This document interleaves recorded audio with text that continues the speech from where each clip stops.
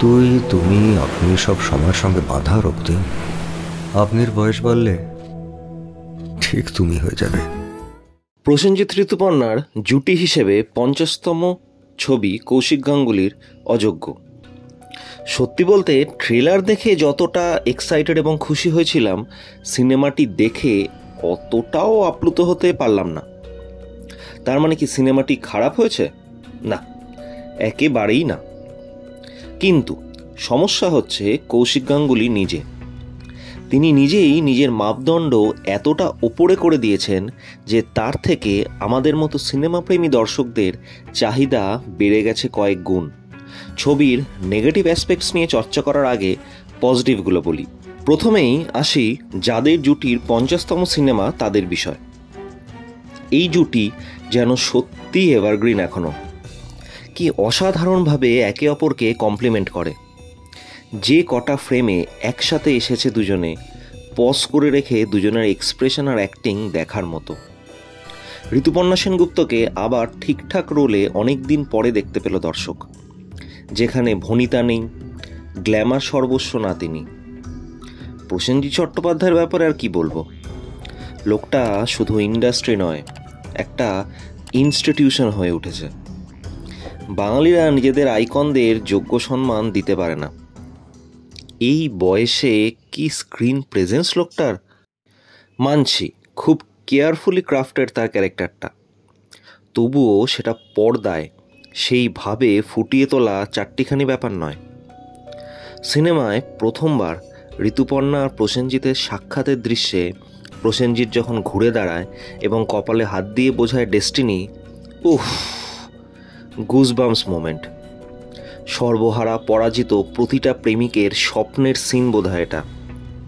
এইরকম অনেক অনবদ্য ফ্রেমসে পরিপূর্ণ এই সিনেমা। এখানেই এই ডাইরেক্টর আর অ্যাক্টর জুটির কৃতিত্ব। প্রতিবার নতুন কিছু দেখার সুযোগ দেয় দর্শককে। সিনেমার আরেকটি প্রাপ্তি হচ্ছে কিছু অসাধারণ ডায়ালগস। তোমার মনে আছে আমার নাম? প্রসেনজিৎ। জিতটা বাদ দাও, শুধু প্রসেন। বন্ধুর পথ যেরকম মিত্রতার পথ, বন্ধুর পথ আবার দুর্গম। আপনির বয়স বাড়লে ঠিক তুমি হয়ে যাবে, বা মধ্যবিত্তকে অক্টোপাসের মতো আটকে ধরছে, এবং আরও বেশ কিছু। সুদীপ মুখার্জি স্বল্প পরিসরে দারুণ। একটি সিনে প্রসেনজিতের সাথে তার ডায়ালগ এক্সচেঞ্জ তো জাস্ট ফাটাফাটি। সিনেমার একটি বড় প্রাপ্তি অবশ্যই অভিনেতা শিলাজিৎ। ঋতুপর্ণার চাকরি চলে যাওয়া, ডিপ্রেসড কিন্তু চেষ্টা চালিয়ে যাওয়া বরের ভূমিকায় তিনি অসাধারণ অভিনয় করেছেন। জয় গুরু, ফাটিয়ে দিয়েছে গুরু। ঋতুপর্ণা সেনগুপ্ত সম্পর্কে নতুন কি বলবো, অভিনয় শান্ত ডেফিনেটলি দিয়েছেন, এবং বাঙালি আবেগপ্রণ প্রেমিকা বউ দুইভাবেই তিনি সমান সাবলীল। এক নারীর মনে যে কত রহস্য চাপা থাকে এবং তার অসীম সহ্য শক্তিকে সুনিপুণভাবে পর্দায় ফুটিয়ে তুলেছেন তিনি। এবার আসি কিছু চোখে লাগার বা নেগেটিভ পয়েন্টে। যদিও সিনেমাটিক লিবার্টির নামে সেগুলো চালিয়ে দেওয়া যেতেই পারে। সিনেমাটিতে শিলাজিতের চরিত্রটির চাকরি চলে গেছে একটি ব্যাংক স্ক্যামের চক্করে। চাকরি খুঁজছে, পাচ্ছে না, তাই ডিপ্রেশন, অ্যাংজাইটি এইসব কাজ করছে। এদিকে ফ্ল্যাট বুক করা আছে, তার মধ্যে গাড়িও কেনা আছে, মেয়ে স্কুলে পড়ে, ভালোই স্কুল সেটা। আমার চ্যানেলে মধ্যবিত্ত কর্মরত যেসব বন্ধুরা রয়েছেন তারা বুঝতেই পারবেন খরচের পরিমাণটা কি। এত কিছুর পরে যার চাকরি নেই, সে সকালে বাডওয়াইজার দিয়ে দিন শুরু করে, 16 টাকার এক একটা সিগারেট খায়, বাড়ির বাইরে থাকবে বলে পাবে গিয়ে 1500 থেকে 2000 টাকার মদ খায় রেগুলার। কত সেভিংস আছে রে ভাই! চাকরি থেকেও তো এরকম লাইফস্টাইল মেনটেন করা চাপের। আর যদি এতটাই সেভিংস থাকে তোর, তো বউ ওপেনিং সিনে চাকরিটা আমার খুব দরকার বলে কান্নাকাটি করছে কেন?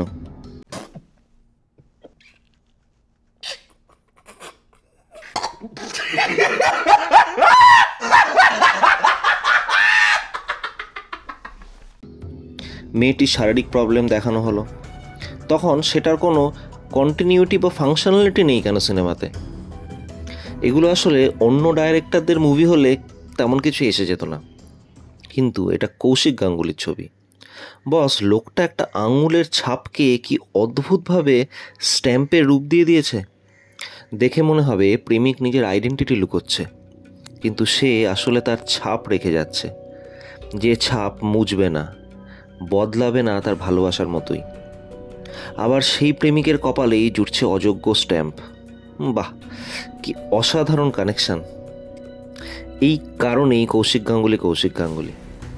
তবে বেশ কয়েকটা সিনেমায় দর্শক হিসেবে এটা মনে হচ্ছিল কোথাও যেন উনি অ্যাক্টিভলি চেষ্টা করছেন সিনেমাগুলিকে কমার্শিয়াল করার। জানি পয়সা না আসলে সিনেমা বানানো যায় না, এখানে দায়ভার কিন্তু কিছুটা দর্শকেরও।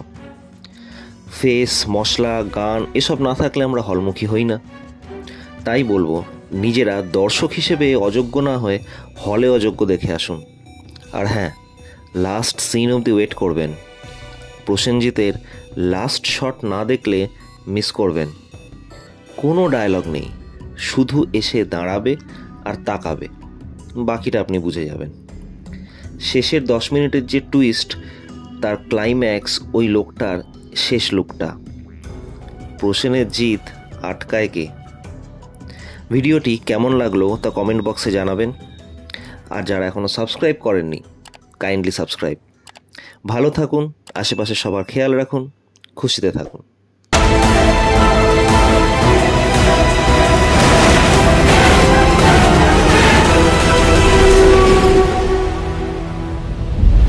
এটা রিস্কি নয় ডার্লিং, এটা রিস্কি।